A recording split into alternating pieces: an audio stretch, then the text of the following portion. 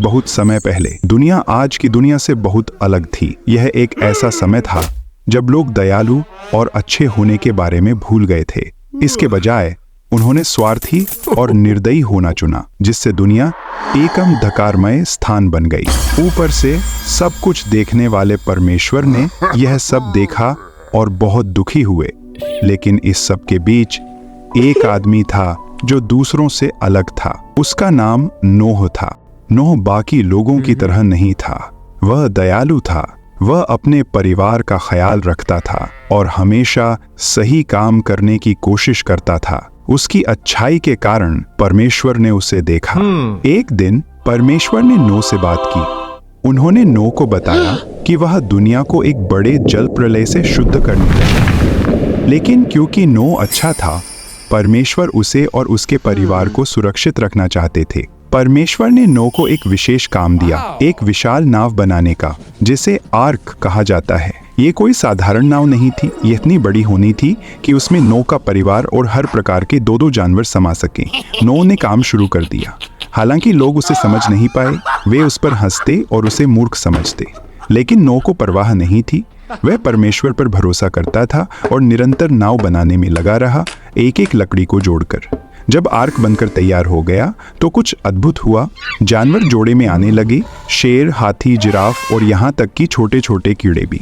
सभी आर्क में चढ़ने के लिए पंक्तिबद्ध हो गए, ठीक वैसे ही जैसे परमेश्वर ने कहा था। नोह और उसका परिवार जानवरों को उनके स्थान पर बैठाने में मदद करने लगे, यह सुनिश्चित करते हुए कि सभी जानवर आराम से रहें।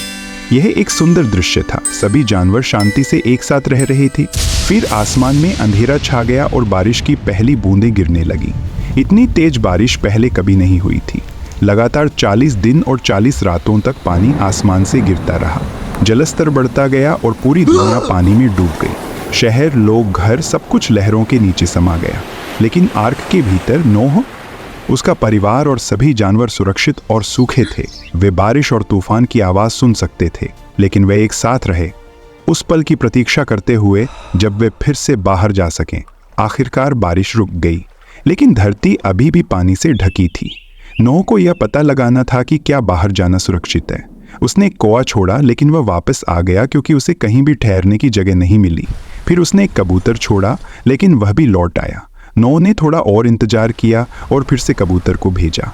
इस बार वह एक जैतून की पत्ती लेकर लौटा, जिसका मतलब था कि पानी घट रहा था और जीवन फिर से शुरू हो रहा था। जल्द ही आर्क एक पहाड़ की चोटी पर ठहर गया।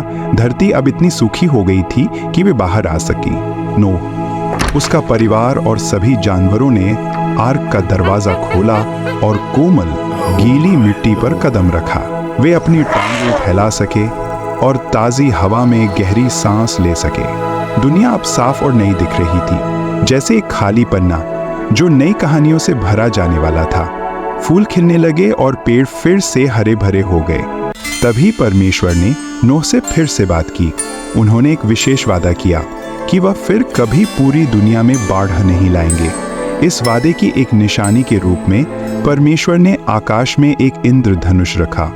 वह चमकीला और रंग बिरंगा था, एक याद दिलाने वाला चिन्ह कि परमेश्वर हर जीवित प्राणी से प्रेम करते हैं।